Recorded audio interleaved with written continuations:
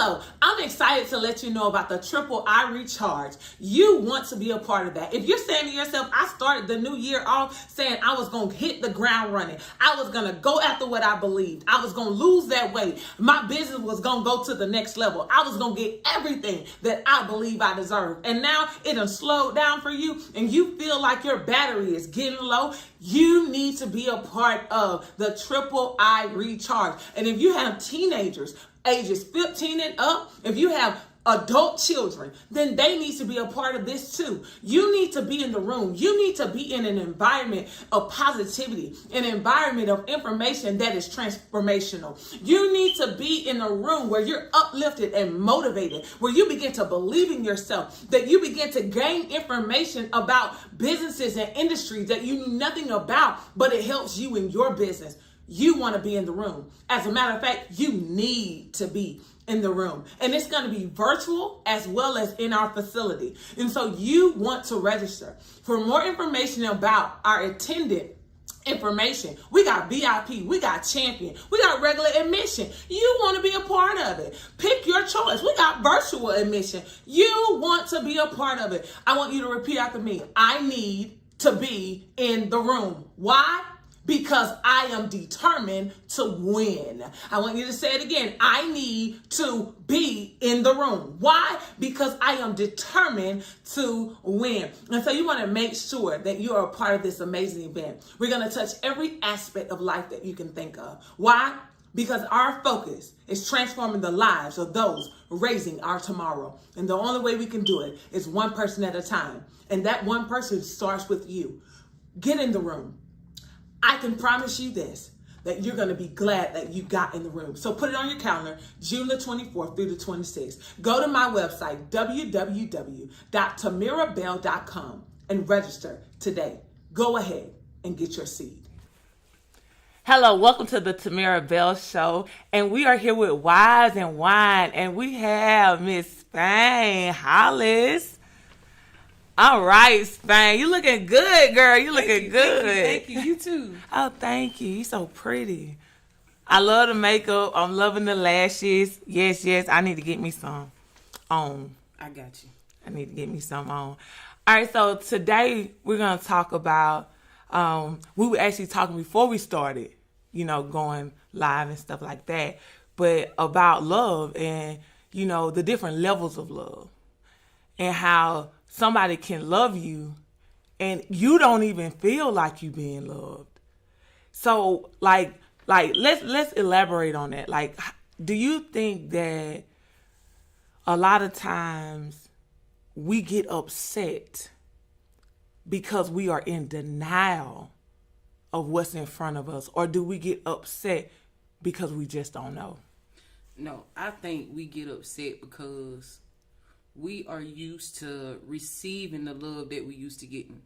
And that first love come from home, right? Yeah. So the love that we experience is generational. So if your grandmama's mama didn't know how to love her, she in turn gonna love you the same way her mama loved her. Right. So then she gonna love her daughter the same way that she loved her mama. You get what I'm saying? It's generational. So when we get around other people outside of what it is that we already know, it's like, is this love for real? It'll feel different. It'll feel weird because it's not what you used to. Right. So it's like we would give off the love that we know, but it's not for everybody because they may know something different based on what they have been given. Right. You know what? That makes so much sense. I think sometimes, like you said, how we was brought up. Mm-hmm. It's like I don't want to call it an injection, but I kind of want to call it an injection where you've been injected with a certain habit. Yeah. And this habit is something that you don't even recognize until somebody brings it to you, and it can come off offensive. Because in your mind, you're loving with everything that you got. And it's right to you. Right, it's right because to you. But this is the thing. We don't know what's right or what's wrong because it's the only one we know. That's right. It's the only one. Exactly. And I also feel like, and this is from experience, like on the for real. I remember when I was dating, there was this guy that I dated, and the way he loved me, it made me so uncomfortable. Yeah. Like I was like, you don't got to do all that. You know, I'm talking about from I get a knock at the door, UPS, flowers, like, and I'm talking about every week, and I'm like, you don't have to do all that. Like holding the door, and these are things that, of course, I was like, I want those things, but you don't know how to accept it. I don't know how to accept it, and that's the biggest reason as to why it's almost like the roles have reversed now, because generally, like, it's okay. We always seen our mama cook, clean, do all the womanly stuff. Right. But at the same time, we have a lot of single moms around. Exactly. That was before us. So it's like we witnessed them being in a masculinity role. So it's hard to accept masculinity because you've already been there. Right. And it's like you said, you see your mom do everything, work, come home, do all these different things, but you don't see her appreciated. You don't see her loved. Yeah. And I'm gonna be real. Sometimes she could be married. Yeah. And you still not see it. And now you thinking you both feminine and masculine. And what role do the man play except helping you conceive, if that makes sense? It's like you kind of messed up in a minute, because when I was in the dating game and stuff like that, like the arguments came from me being uncomfortable. Like, you really don't have to do this. It really ain't that serious. And not realizing, man, you really got some problems. And can we be real? Yeah. With love, this type of love. And the thing that's so funny is, the things that was done to me, I have no problem doing. Yeah. But I have a problem receiving. And I had to really deal with myself on that, because I didn't see it until after the relationship. Yeah, I'm still like that sometimes, but I had to catch myself, because even yesterday, it's so bad. Yesterday, I was getting out of the car, I was going to a friend's house, right? And he seen I had the food, the baby bag, my purse, my keys, my drink, the baby. And he was like, hey, you need a hand? And I hesitated. I hesitated. And I was like, sure. It became uncomfortable because I'm not used to somebody doing something else, because it's routine in my exactly head. So it's like I'm in the process of unlearning having to do everything. When a man is around, you're supposed to act crippled. Yes, take all of this.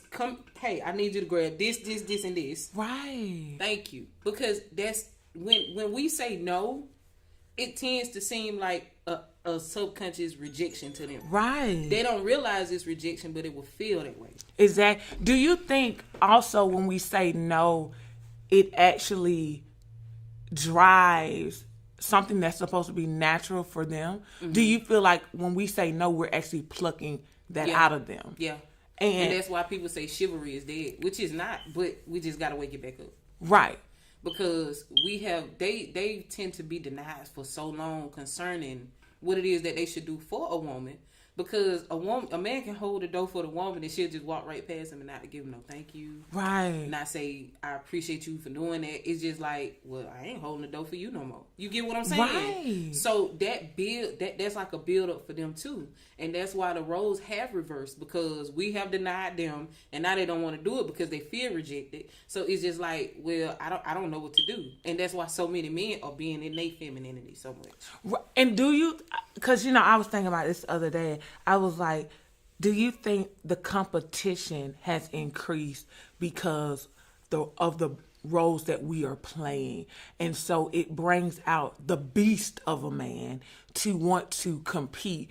And you know how some people say, well, when you're married or you're in a relationship, you're not supposed to compete. But is the competition there because we don't know how to be completely feminine in our relationship? It's most definitely there. And me and my husband have a hard time with that, because sometimes I have a hard time from pulling back because I'm going to win. But it's not about winning. Right. And that's the thing that we have to understand sometimes. Because, see, you could be too far gone and then you pull back. It's like, oh, maybe I shouldn't have. Right. Maybe I should have pulled back, because femininity is soft. Right. So why are you trying to win? Exactly. You get what I'm saying? And I've always been the one that was like, nothing. Nope, I'm winning. End of discussion. Right. This is my place. I can do it better than you can. So it's just like you have to unlearn that stuff, and slowly unlearning it, you tend to get softer. Right. And you tend to not want to do anything that he feels like he's supposed to do. So that opens the door for him to be able to actually do, and you be able to accept. You know, I'm glad you said that, because I remember when my husband and I first got married, it was crazy because we both are competitive by nature. Like, I'm competitive because I play sports, so, and he's competitive by nature, right? And it got to a point where we were competing in the business world. Like, we were competing, like, who's going to be the first to make this? Who's going to be the first to make this amount of money? Instead of working together. Yeah. And it could get so aggressive, right? That I'm going to be real. It could bring out enemies, like the enemy part of you. And you say you love each other, but now you're looking at each other like enemies because you're competing for so much. And not only that, competition sometimes, once it goes bad, it could also have it where you will sabotage each other. Yes. So it's like you have to know when it's starting to turn. Yeah. Because it can start off good, and then it'll turn into, well, she said she gonna do this, so I'm gonna do this right here, so she won't be able to, so I can win. But that's not supposed to be in a marriage. Right. You know what it's I'm not. saying? So it's like, at what point do you consider it to be good to compete? Right. You get what I'm saying? Like, let's see who washes the dishes the fastest. That's cool. That's cool. You know.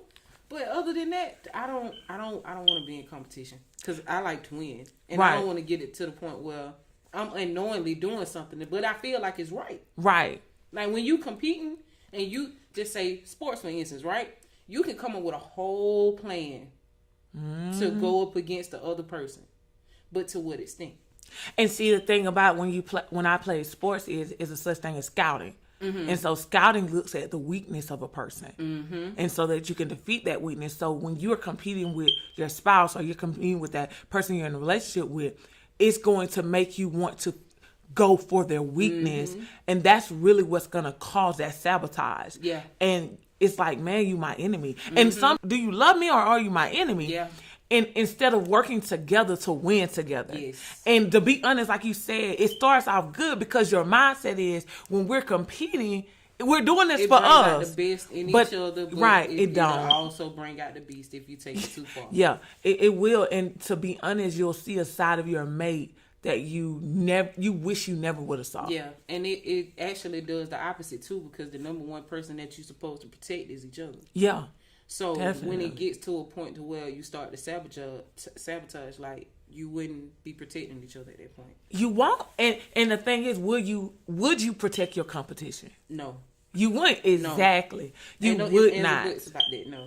And that's why I don't like to do competition. Yeah. Because sometimes, even when you in it, it'll feel so right because you win it. Right. But to what extent? To what would extent? you lose in Exactly. the process? And that's what you really have to ask yourself, because we can take it so far. So far.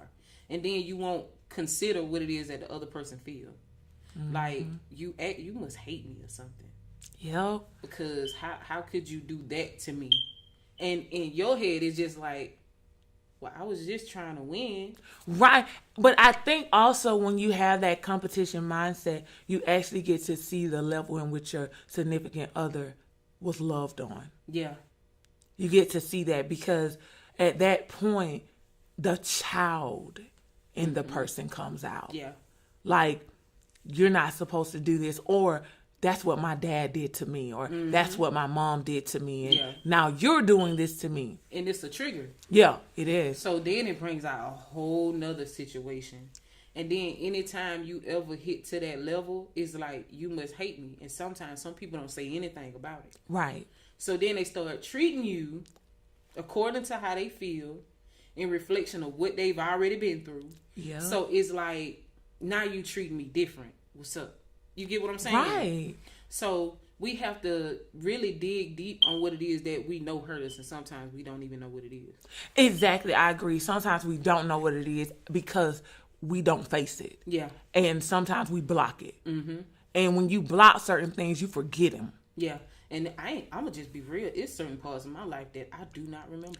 Me too. Like it's certain ages. It's just like it's gone. Yeah, I do not remember. My sisters do that to me all the time. You don't remember? No, I don't remember that. Like it's like you're talking about it. I have no idea what you're talking about. Yeah. So it's easy to do that, especially when you were in an uncomfortable situation, in a moment of not feeling loved, in a moment of abuse. Mm-hmm. You can forget those things, and I think a lot of times when the trigger comes in relationships, it comes because of the love that you have for that person. It's almost like the enemy knows that you love that person. So the enemy knows, okay, I know what triggers a certain part in them, even though they don't know. Even though they don't know. I know what to get to the root. I know what to get to that. And we have to be real careful with that because, you know, when you're in a relationship, it's a friendship. Hey everyone, I hope you're enjoying this show. And if you haven't shared the video, go ahead and share the video. Tag 4 people, DM 5. Let's help somebody else with their life. Whether it's with business, right? Motivation, inspiration. That person that's about to give up, man, if you feel them in your gut and you're like, I need to share this video with them, go ahead and share the video with them. Let this talk show transform their lives. You enjoy the rest of the show.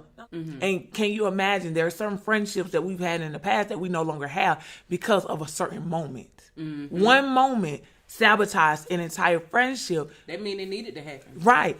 Because if you have a real friend and your real friend is telling you what's up and it triggers you, that means you need to probably check yourself and your friend and be like, hey, maybe this is something that I'm going through. Right. But some people don't feel comfortable enough, and that goes back to the whole masculinity thing. A lot of people don't know how to be vulnerable, right? So they just skip over it like it never happened. And you know what? I'm glad you said that because one of the things that I've learned throughout the course of life and letting people in my life is people can't take honesty. Yeah. They can't take honesty. You can be honest in your moment, honest in your truth. You walking in your truth, and they don't accept it, and you become the bad person because you wasn't willing to lie. Well, technically, the honest person isn't the bad person. Right. It's the action behind it. It's just like, once they tell you what's what, it's like, do I accept it and try to do something about it, or do I go against them? So whatever choice they make after they have that honesty doesn't make the person that told them bad. Right. It's just more so, this is something you have to deal with. And a lot of people don't know how to do that. And it's like, how should I say this? They don't know how to do it because if you go back and everything goes back to the childhood. Mm-hmm. You go back to the childhood, how many times did you get into an altercation with your parents because they told you something you didn't want to hear? A lot. How many times did you build an argument, storm out the door because they told you something you didn't want to hear, but you needed to hear? Yeah, but here's the kicker. What about when your child tells the mama something that they don't want the child tell the daddy? Because that was me and my mom's relationship. Ooh. It was a lot of stuff that I just did not agree with. I just went with it. And when you know something wrong, you know something wrong. You just can't put your finger on it. You can't express it, but at the same time, you know it ain't right. Yep. So when I'm telling her, hey, maybe this should go this way or this should be that way. I don't like this. I don't like that. I was very vocal. Right. So she would just be like, no, I ain't finna. I'm your mama. Blah, blah. I'm like, that don't make you right. Right. That don't make you right. I experienced the same thing in so many scenarios, so many ways. And I was listening to a lady, matter of fact, I was listening to April Mason, and she made a statement, and she said, a lot of parents, they say they love their kids. They say they will do anything for their kids. Get out the relationship for the kids then. Yeah. And that's the part she was talking about, and she was like, that part, for some reason, they can do everything for their kids, but get out of a toxic relationship for their kids, not realizing that that toxic relationship, it will hinder their future. But that's probably what happened previously, too. Right. Maybe that's a part of the love that they received. And have you ever seen someone talk about something that they didn't like growing up, but it was in return something they did when they became an adult? Yeah, that was me. Oh wow. That was most definitely me. When I witnessed my parents' marriage, it was like yeah, I'm doing none of this. Right. Because I have been given the prime example of what not to do. Turned around, did the same doggone thing. But it's because it's in there. It's replayed. Is what I remember. Right. And I had to learn that I'm the one that got to change the narrative. Because when you spend so much time focusing on what you don't want, that's exactly what you get. Yo, oh Lord. That is exactly what you get. Yes. People, I hear people all the time talking about manifestation. I'm like, shift your focus. Right. When your focus is so planted on what it is that you do want, even if you mess up during the time to figure it out, you still gonna get to where you going. Right. But if you focus on what it is that you don't want or who you don't want to be, that's exactly what you turn into. And you know what? I'm so glad you said that, because I remember when I was younger, and I was in a dating game, right? My mom, I was dating this guy. I wasn't dating this guy. I was talking to this guy, okay? And he was older than me, but it was like he had like a bipolar moment, okay? And so I remember talking to my mom, and my mom was like, oh, when his birthday? And so I was like, I told her, she was like, oh, he a Gemini, you need to stay away from them. So now my mind was like, ask everybody when their birthday is. I'm not gonna talk to a Gemini. I was so focused and adamant on that. I ain't never gonna be with Gemini, never be with Gemini. Like, I was so focused, like, I'm never gonna be a Gemini. And that's all they find you, right? And I got married to a Gemini. And I was like, how did I do this to myself? How did this happen to me? Like, how did I get in this situation? How are you the one guy didn't ask when your birthday was, right? And then I did the same thing with mine, because I was like, I'm staying away from Tauruses. They angry. They got anger issues. They just they beast, man. I can't do it. I don't want to be with one. That's all that followed me. And my daddy is Taurus, which is crazy. Wow. And you know, that's the thing. It's like, but your mindset is, as long as I stay focused on what I don't want, I'm not going to get it. But that's not true, because your subconscious is like, that's what we're going for. Because your mindset is constantly on that, and you're going to get set up. You got set up by your mind. And that is so tricky. That's why we got to be healed. Yeah. We got to be healed. And I go back to that, and I say to myself, that seed was planted in me, and it was a good seed, you know, in a moment, like, okay, you need to do that. But the way I consumed it. Yeah, and you fed it. Yes. You fed it. You fed it with your thoughts. You fed it with your time. You fed it with the I don'ts. Right. Instead of focusing on, this is the man that I want, this is the man that I'm going to go for, I was so focused on what I don't want. And a lot of times when we focus on what we don't want, it slaps us in the face so hard. And come in different forms too. Right. That's the sad part. Yeah. Because people jump in relationship to relationship to relationship, not realizing it's the same person with a different face. That's it. That's it. And that's the part that hurts so bad. And, you know, I know one of the things that I used to teach when I was in college was picture the man that you want. Write down the things, the characteristics, but don't put a face, because you don't know the face. But know that the husband that God has for you is first spiritual. And that spirit man is out there. And until you meet the man with that spirit, keep going, right? Yeah. Keep going until you meet the man with that spirit. Yeah, because he looking too. He looking too. That's the thing. I even I was talking to somebody. We was talking about what happened in Genesis, and he woke me up to the fact that Adam was actually looking for something. Yes. Because when it says that his suitable mate wasn't found, he was looking. He was looking. But during the process of looking, she was too. But she was looking to be found. Right. So it's like, what did she learn during that process? Right. What was she looking at? Like, what is it that she learned? What is it that she knew would be able to say, okay, well, you are him. You get what I'm saying? Right. Like, it takes a certain level of focus to be able to get there. And that's why I tell people it's so important to spend time with yourself. Yes, because it's you got to find yourself. That is so vital. That is so important, because when you look for something, that means something is missing. Something is missing. But if you don't know what's missing, and watch this, you can think you know what's missing based off what you don't want. But that doesn't mean that's what's missing. Yeah. That just means you don't want it, right? And therefore it needs to be replaced. But that's not what's missing. And that's all you'll see too. Exactly. That's all you'll see. And not only that, when you say that it's something missing, it's like you have to dig a little deeper than that. Because if you know something is missing, you have to find out actually what is it and what do I actually want. Right. Because see, if you don't spend enough time with you to figure that out, you can be listening to somebody else and you'll go looking for what they looking for. Yes. Not realizing that ain't even what you want. Yo. And then you get set up, because when you go to the Bible and you think about Rachel them, and you think about how he wanted Rachel, but he didn't get Rachel at first. It seemed like we got to understand that, and I really think that part really brings in when people talk about counterfeits.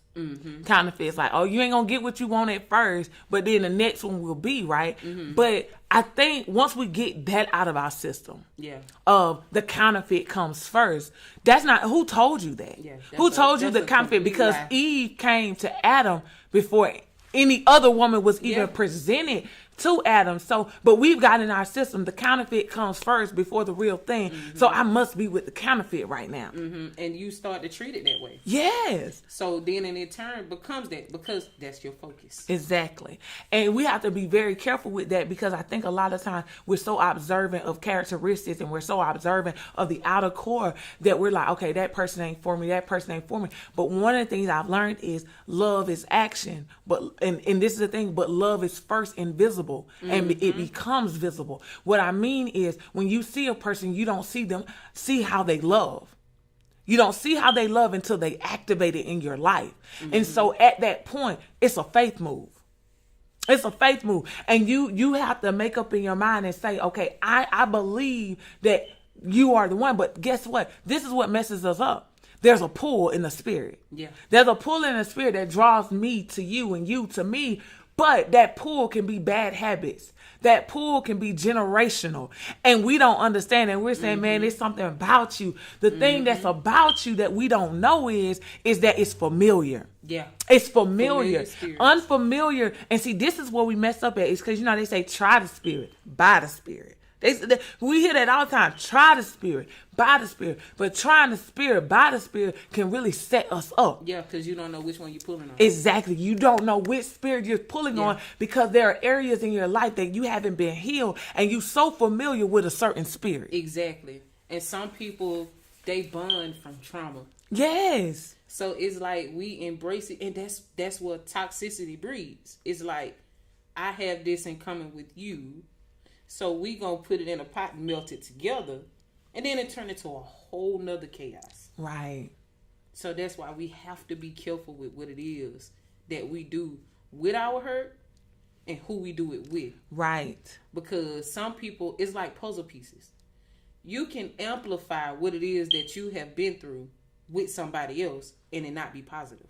Yep. Like you can take that to a whole nother level, and then you bring your children into it. You bring your children. And then you pass it on to them. Yep.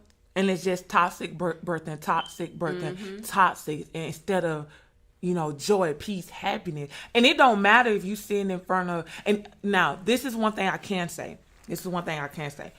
You have the opportunity to come to church, right? But the thing about coming to church is you don't know the message. You have the opportunity to get into an event that's centered around a certain focus, and you know the message. You know the message. So now you've made a decision to go that route and feed yourself with something that you're unfamiliar with, to push out the familiar so that you can accept the unfamiliar, because the unfamiliar is is the place you really don't want to be.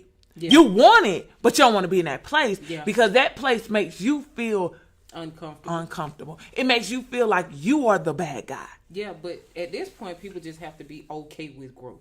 Right. Once you become okay with growth, you okay being uncomfortable. Yeah.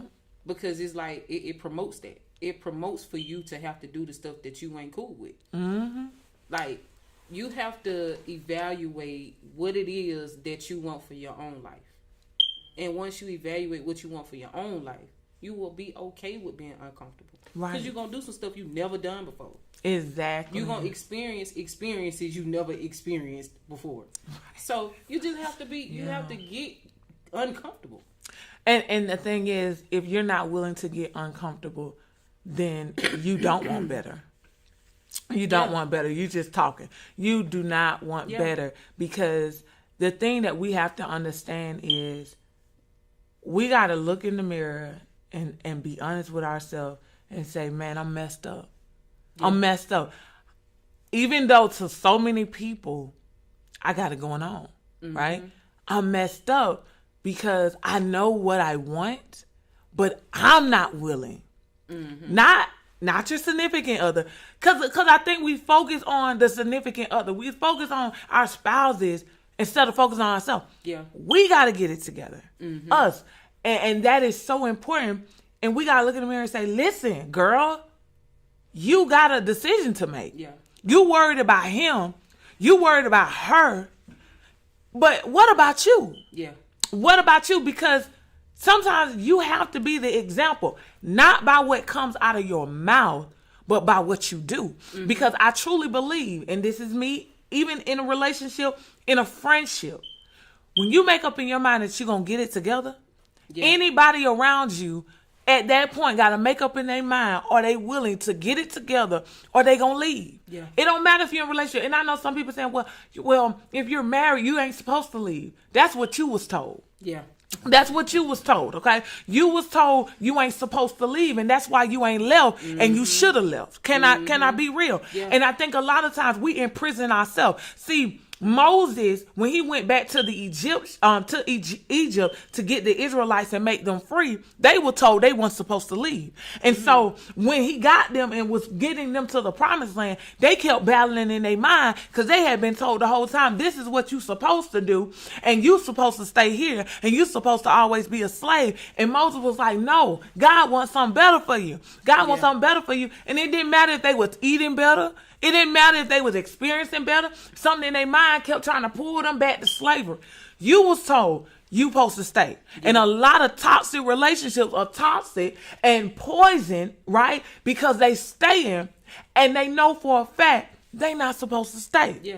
And that's what I was saying in the beginning about some people carry on the legacy of love that they received from who came before them. Right. Because grandmama stayed. Yep, sure did. Grandma took everything. Yes, She was cool with it, yeah. Right?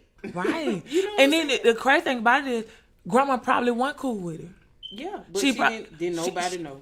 All she did was what her mama did. Her mama said, "You stay, you stay, baby. He taking care of you. You do that. He taking care of you. You supposed to stay." You know, I heard somebody say on a podcast. They said, this was a man speaking.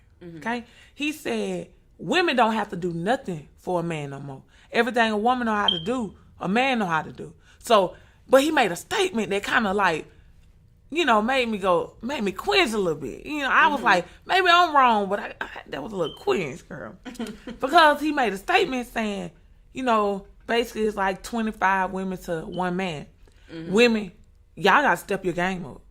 So that was a statement. Y'all got to step your game up, because if you don't do it, there's 24 more we can choose from. It really depends on what he was talking about, because I heard somebody else talking about, and I can't remember whether or not it was April Mason, but somebody was saying if he could hire somebody to do whatever it is that you have to offer, he don't need you.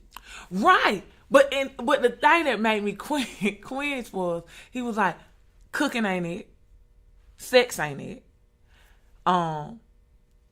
Can you feed me, right? But feed me with a push to fulfill or create the powerhouse. And that's the one thing he can't pay for. That's the one thing. And then, you know, I ain't had no problem with that. But this is the problem that I had that made me cringe. This is the problem that made me cringe. I get what you saying, okay? But that ain't every man. Yeah. That's the problem I got.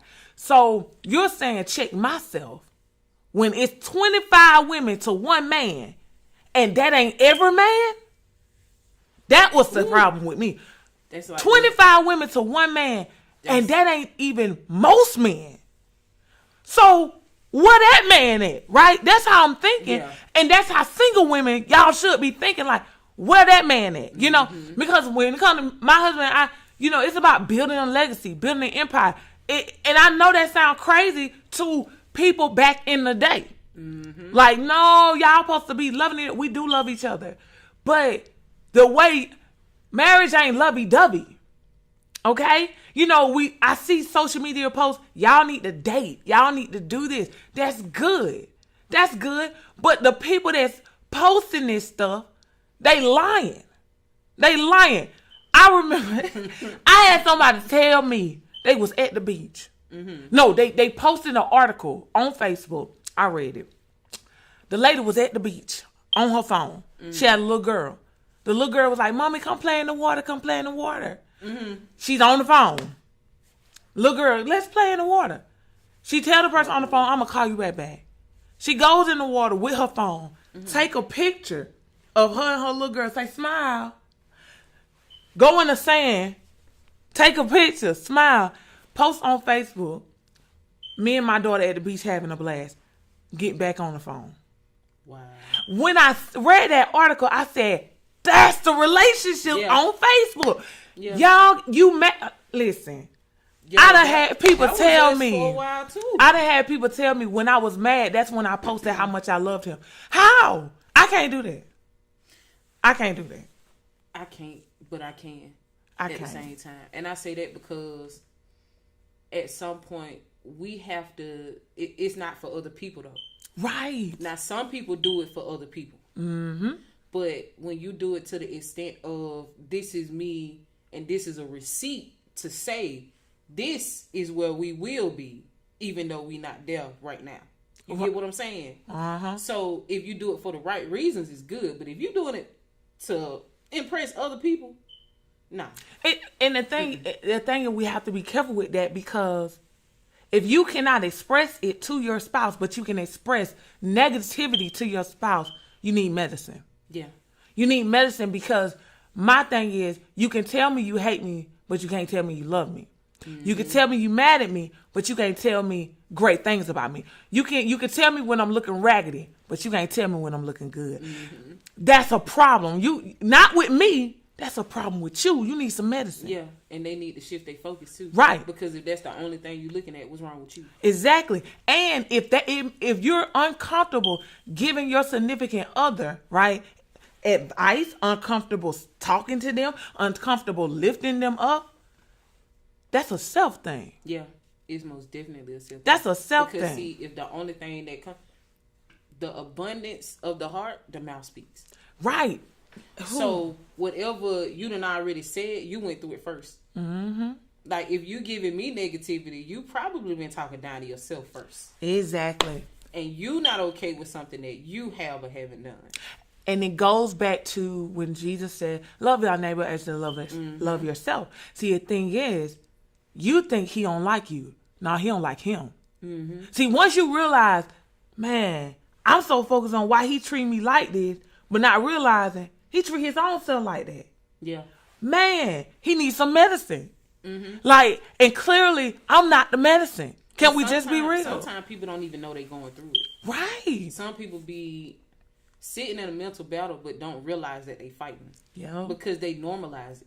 Mm-hmm. Hello, I'm excited to introduce to you the Triple I Recharge, June the 24th through the 26th. And right now we're looking for vendors. Now I'm going to go ahead and tell you it's some limited slots. So if you're virtual and you want to be a vendor in the virtual world, we have 20 slots available. But we will have vendors set up inside of our facility as well and on the outside of our facility. So if you're in the middle Georgia area or you're willing to travel, then you need to become a part of the Triple I Recharge. Now, when you go to my website, www.timerabell.com, you will get information on every vendor opportunity that we have. Now, I'm going to tell you something. You want to invest in the spotlight vendor.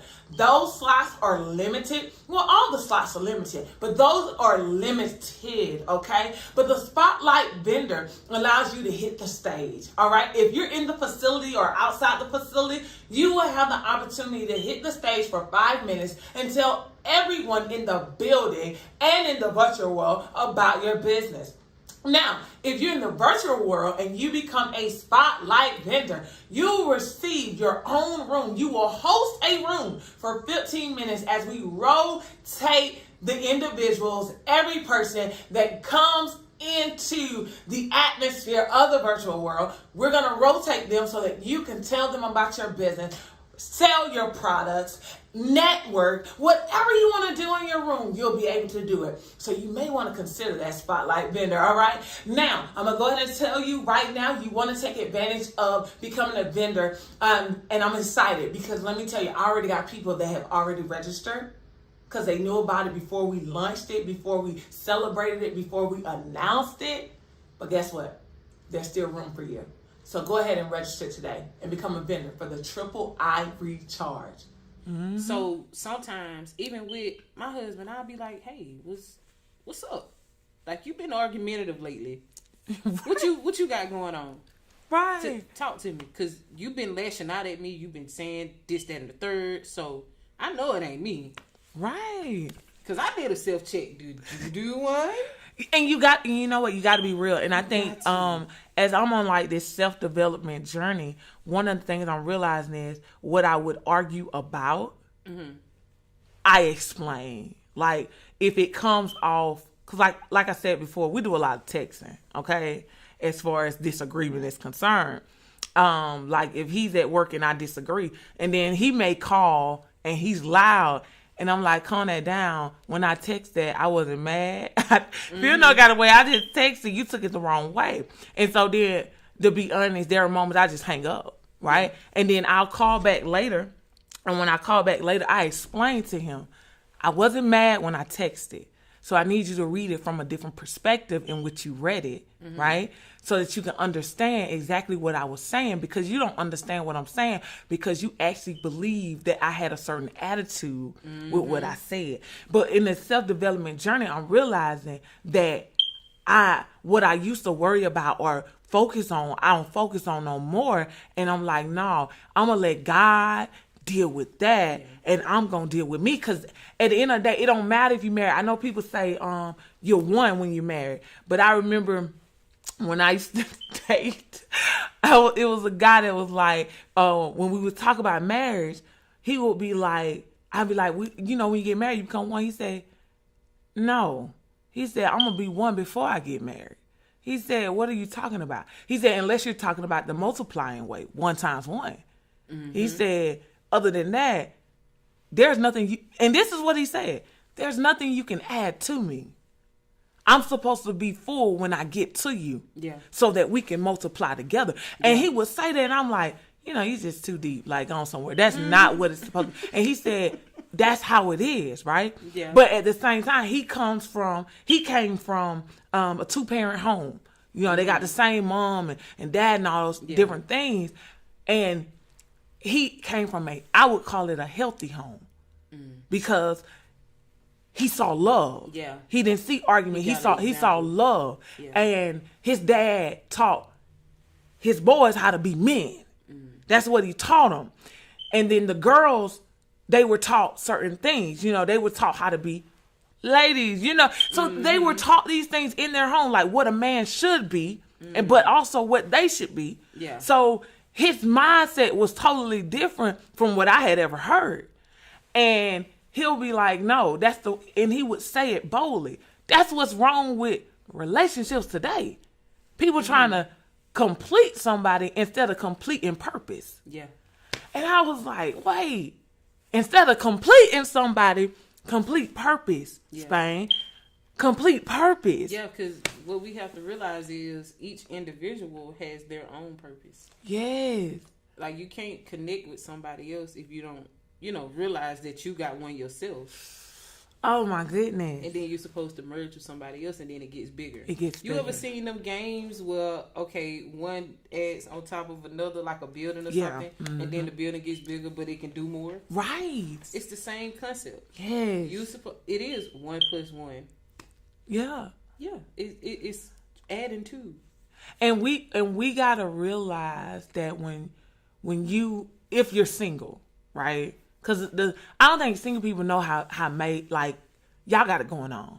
And the reason I say you got it going on is because you got time to learn, transform, and have something that a lot of married couples are trying to build, trying to establish, trying to transform into. So, because I tell people all the time, if I knew the stuff that I knew now, I'm not going to tell you that I wouldn't marry the same person, but I would say I don't know if I would have married them when I married them. Yeah. Because it's like your mind shifts and your mind, you start seeing yourself. It ain't even about the person that I married. It's about this is what's wrong with me. Like this is what's wrong with me. Like I told you, I can't post on social media, oh, I love you, after I just told you I don't like you. I can't do that. And the reason I can't do that is because of my childhood. There's stuff I don't agree with. Watching my mom stay silent when she should have just opened her mouth.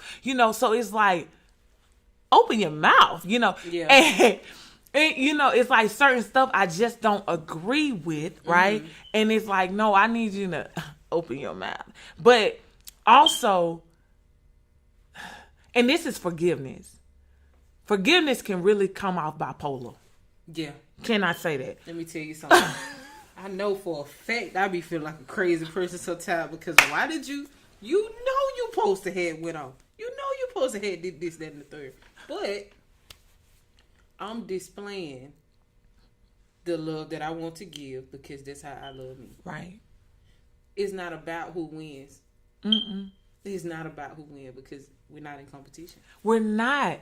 And when you have a forgiving spirit, you're kind of unstable. Yeah.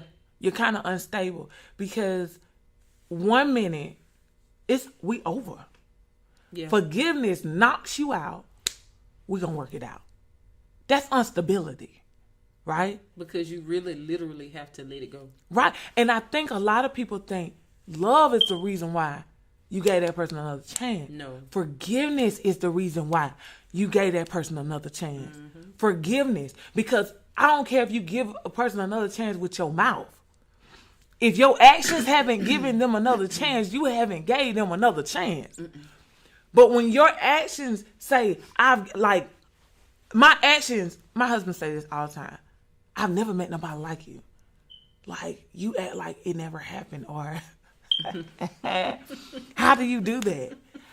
Like, it's all he'll be like, something ain't right. Yeah. What's under your what's up your sleeve? Because I know what I did, but you acting like I ain't do it. Yeah. It's called forgiveness. And they like, something wrong with you. Right. Like, what you ain't nothing going on. Right. Just going on about your day. That's it. Call it a day. I'm not finna sit here and feed something that I don't even want. Right. I'd rather forgive you and move on. Forgive you and move on to something else. And I'm gonna be real. At one point, I looked at forgiveness like, and this is just me being honest. I looked at forgiveness like, I looked at it from a negative point of view, like as a weakness. Yeah. Because it's so many situations where I just felt like forgiveness is the only reason why I'm still here. Like, why do I gotta forgive? Because if I didn't forgive, I would be gone, right? Yeah. I would be gone. But forgiveness allows me to stay. And one of the things that I realized as I observed is that our society loves toxic environments. And the reason I say that is because we can see a post about how a woman stayed in a toxic relationship and the man eventually began to love her. And we look at that as beautiful. that is not beautiful. That is toxic. And I'm sorry, that's not beautiful. Situation. Yes, it does. But yet people are drawn to that. And then I've seen where they will look at the man and say, I salute you. And I'm like, you salute him or you salute her? Because if you're going to salute somebody, it's her. Yeah. Because she went. Honest, I wouldn't salute her either. Yeah, right. But if you are going to salute somebody, you don't salute the one that put the person through. That makes no sense. But because they came out, you salute them. And I think that has a lot to do with deliverance. Yeah. We think, okay, when a person get delivered, you celebrate them. Yeah, you celebrate them. You don't reverence them. You don't lift them up because they still made their own decisions. And, you know, when I step into the pastoral shoes, one of the things that I realize is people think I should feel bad that they weren't saved when they made bad decisions. I don't feel bad because you made bad decisions because you weren't saved. That's an excuse. Yeah. You were still grown. When you grown, you grown. You grown. So I'm not looking at who was saved and who wasn't saved. I'm looking at you grown. So at the end of the day, you still had a choice, whether you saved or not. See, and that's the thing people don't understand. You do know you can be saved and not delivered. And once you realize that, it's like you had a choice. You made your choice. You seen somebody do it before and you saw the results. You can say, well, it happened to me, but you saw the results. So that's an excuse. Can we just be real? Yeah. It's time to take ownership for our actions, because that's the only thing that's going to move the toxic out the way. That's the only thing that's going to move all that negativity out the way when you take ownership. Yeah, I seen somebody the other day, they said, and it was so deep. He said, everybody wake up with the same thing every day, and that's a chance and a choice. Whatever choices you make, when you get your chance, you have to deal with the consequences behind it. Exactly. Whether it be good or whether it be bad. Yep. We all have a choice to make. We all have a choice to make. And we all have a chance if you wake up. And that's what we got to understand, because as women, we need to understand that there are saved women in relationships and they're miserable. There are saved women in relationships and they're happy. There are unsaved women in relationships and they're miserable. There are unsaved women in relationships and they're happy. So being saved has nothing to do with your relationship. Nothing. I'm sorry. To be honest, the stats show that the divorce rate is due to Christianity. Yeah. Christian women and Christian men will get together and get married and get divorced.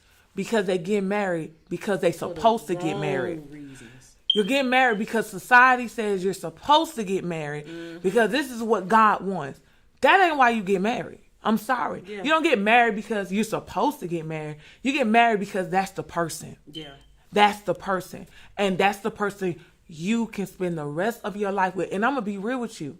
Stop letting people tell you who that person is. Yeah. Who that person is. Let them show you. Yeah. If that person ain't in church, don't marry them. The person that ain't in church is probably the one that you can spend the rest of your life with.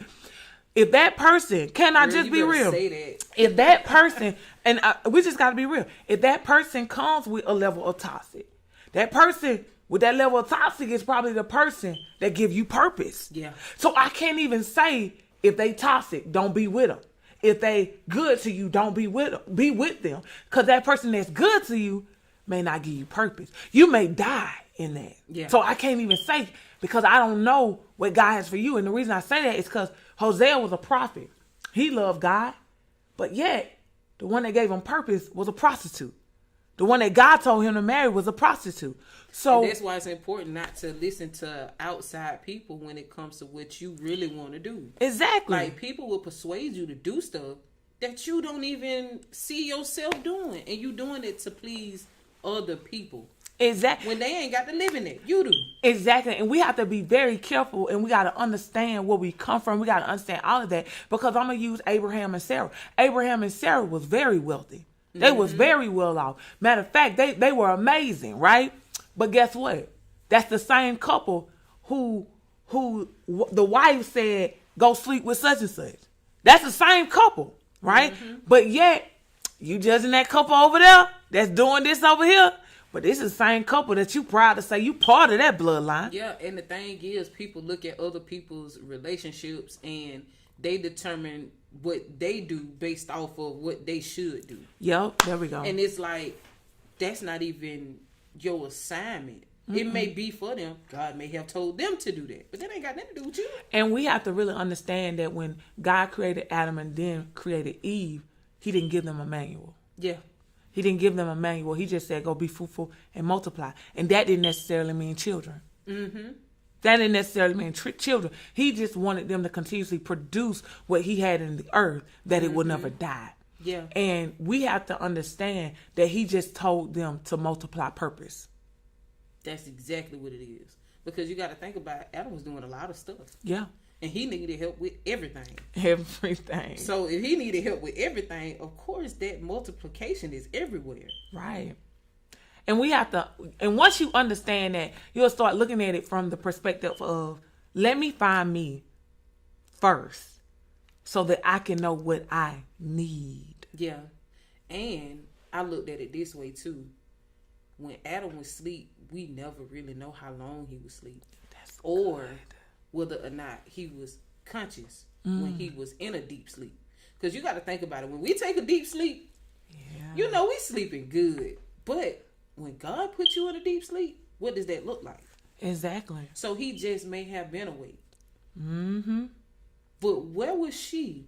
What was the conversations that her and God had? Right. What were they talking about? During the molding. During the molding. So it's no telling what time frame is in there, because our timing and God's timing is totally different. That could have been decades. Yep. So we never really know, but you have to spend that time with you in order to understand what is it that you're supposed to do. What's your own purpose? Exactly. Without somebody else. Because see, how would you know who it is that you're supposed to be with if you don't know what you got? Come on. Because see, okay, I'm going to just use something tangible, for example, to describe purpose, right? If I'm a car, if my purpose is a car, and my husband's purpose is gas, that's cool, because gas goes in a car, right? Right. But if you have a car and you got a whole building, the two Don't make. it doesn't match. The car can't go in the building, and the building can't go in the car. Right. So how can you merge the two? How can you merge the two? And it's the thing. If you try to merge the two, force it, you're going to get a crash. Yeah. You're You're going to get a crash. And it's sad to say this. But that car keep running into their building. Listen, the car going to keep running into the building, but the car going to have the most damage. Mm-hmm. The most damage going to be done to the car. And then let's even go back to what you said with the car and the gas. No relationship is the same. So the car can be different, and the type of gas can be different. Mm-hmm.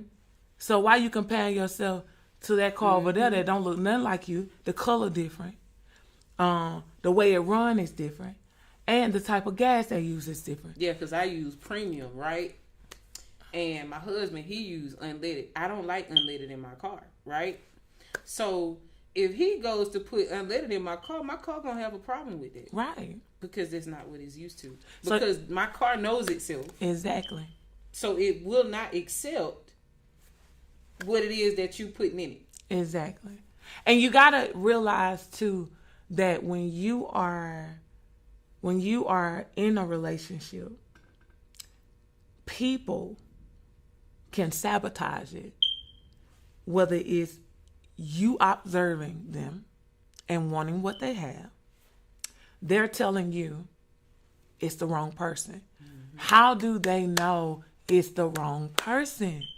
I don't know. I'm gonna just say it like this. I'm not one to let anybody sabotage anything I got going on. Right. I can take the fish and throw away the bones, but not everybody can do that. Yeah.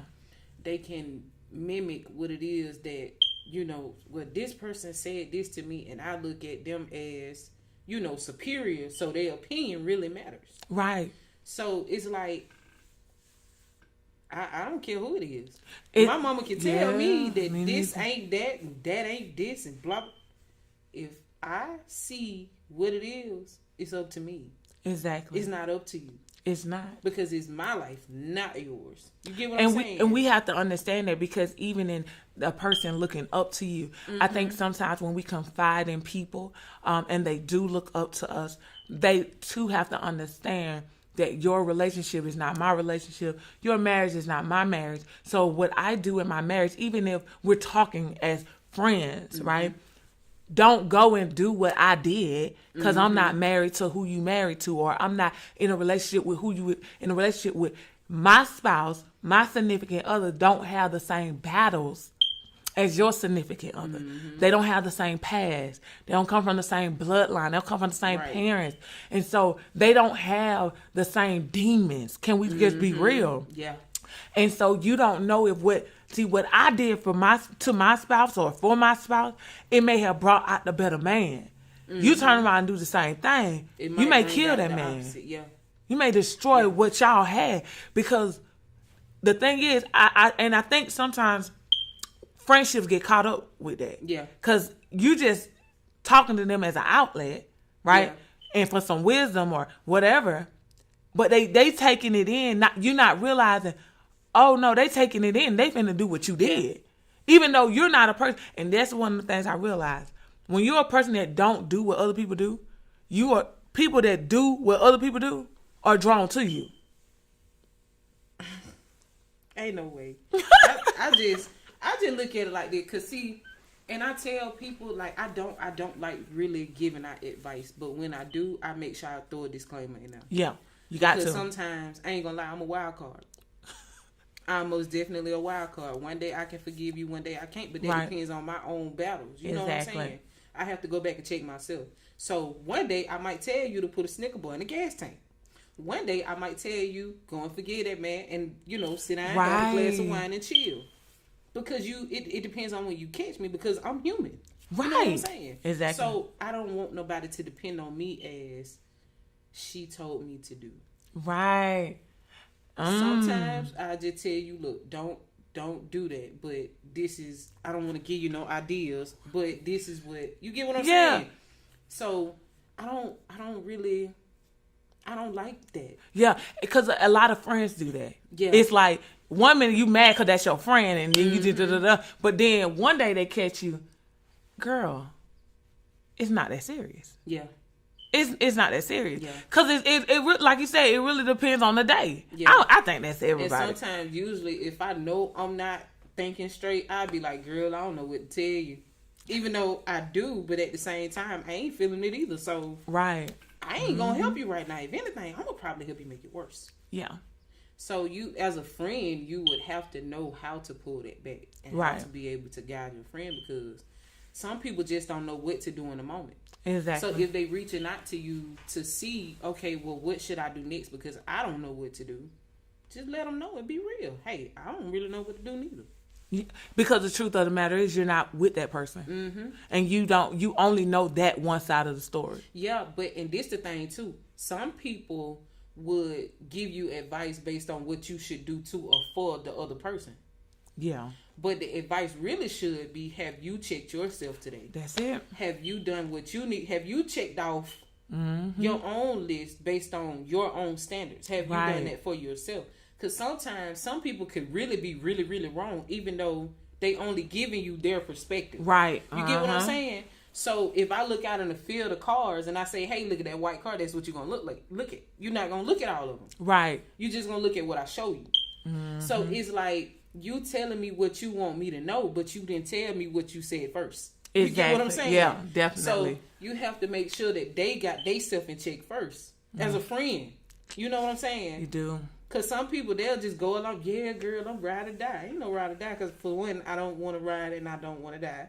Second, if you doing wrong, I'm going to tell you doing wrong, because that's what friends do. That's what friends do. At least that's what they're supposed to do. Yeah. And, a lot of times it's not the case.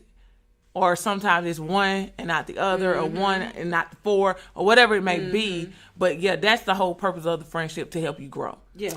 So y'all, if y'all loving this conversation, I really think the next conversation we need to talk about that. We need to dive into the phrase and the statement that people say, don't talk about your business to other people. We need to dive into that at the next show.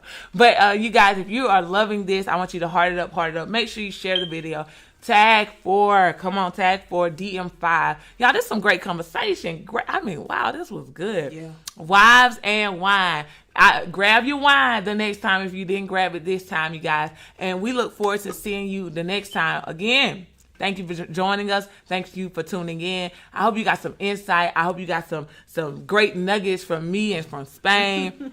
And if y'all have topics you want to hear about, let us know. Let us know in the comment. Let us know in the DM. It don't matter. Until next time, you guys, I'm Timera Bell.